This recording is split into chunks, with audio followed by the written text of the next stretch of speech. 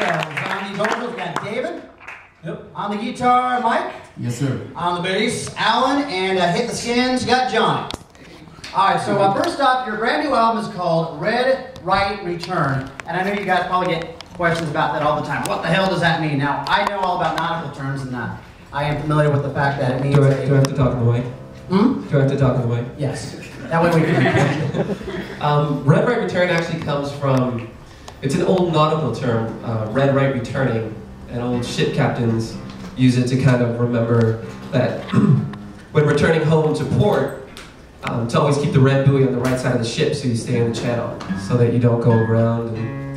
And that's kind of the perfect metaphor for us in this record, because we had made some demos before the record to try and get a record deal, and we had kind of rushed through the songwriting process, rushed through the recording process, and eventually just said, fuck it, and decided to take our time and make a record for ourselves, and just really decided to kind of forget about getting a record deal and focus on the art and take our time and put 10 songs together that we really believed in, that we wrote for ourselves, and then also from there on out, the concept behind the record, the artwork, all of it just kind of really felt like home.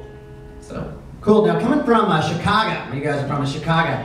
It's a very musically influential city and competitive city at that. How do you guys feel that coming from that area helped to shape your music and your attitudes about the biz? Well, influential-wise, I mean, we got bands like Pumpkin, you know, Chevelle's a great band also. So influentially, I mean, to think they've definitely been a great influence on us. For me personally, Jimmy Chamberlain's one of my favorite drummers ever. So from that standpoint, I think that's how it helped me shape my sound. Can't speak for the rest of these guys though. It's real competitive. So when you're playing in a huge, it's like the third largest market in the city. I mean, in the country. When you're playing those huge markets, the competition is pretty fierce. So I mean, even the clubs, like everyone's just trying to do their best. I think it really kind of taught us that anything we do, we just need to ratchet it up 10 notches so that we can compete. Right, because the more competition there is, the more you got to bring your A game every single show, because there's a bunch of other bands waiting for your place in line right there. All right. By the way, we're going to be going to the audience for questions here a little later on, so if you have maybe a question you want to ask, I'll be around here in a little while. I got another question before we let Janus play another song.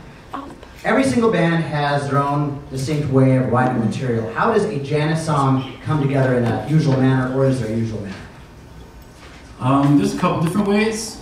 Sometimes it'll start with, I usually start with some different chord progressions or a riff or something like that, and kind of piece together two parts, and then we'll start jamming on that.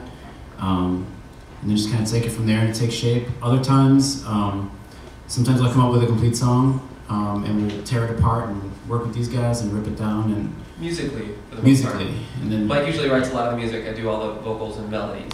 Sometimes he helps me out with melodies. Sometimes I help him out with guitar parts. very rarely. One part on the record I wrote. All right, guys, let's get you guys to be playing another song. What are you guys going to play next? Yeah. All right. Two of us are pretty sick right now, so we're pushing through this. You ready?